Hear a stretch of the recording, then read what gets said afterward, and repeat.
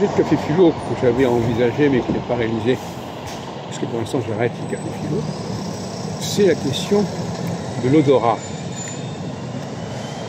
Au sens où les gens sentent que quelque chose est mauvais, sont mauvais, pourri, quelque chose, mais par contre ils n'ont pas la même programmation, le même logiciel, pour faire quelque chose est faux. Si les gens avaient la même capacité de détecter ce qui sent mauvais et ce qui est mauvais en soi, parce que c'est un discours qui est erroné, ce serait merveilleux. Comme dirait d'ailleurs Descartes, parce que là il parle du bon sens.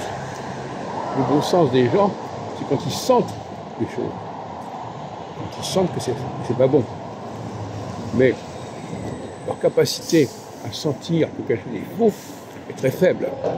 Ils ne s'en plaignent pas d'ailleurs, mais en réalité, c'est ça qu'on sent la véritable signification de la formule de Descartes.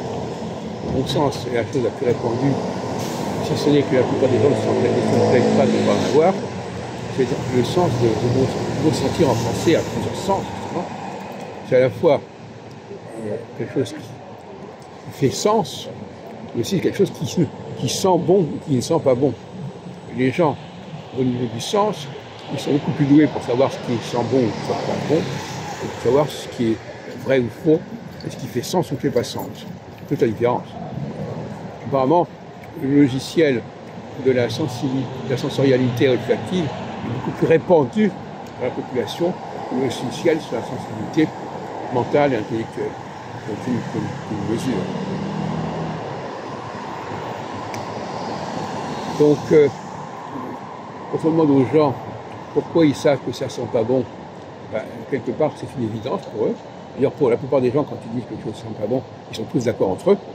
Par contre, dès qu'on dit que ça ne fait pas sens, alors là, il y a beaucoup plus de débats, beaucoup plus de difficultés à s'entendre, et les gens eux-mêmes n'ont pas de certitude à ce niveau-là, ils n'ont pas le même équipement mental, le même équipement cérébral pour la question de ce qui fait sens au niveau auditif et ce qui fait sens au niveau digestif, si on admet que la digestion, c'est ce qui provoque la plupart des mauvaises odeurs et la plupart des saletés.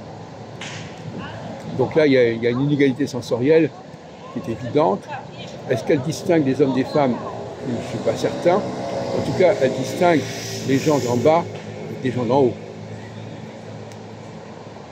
Les gens d'en haut sont capables de distinguer ce qui fait sens, ce qui ne fait pas sens.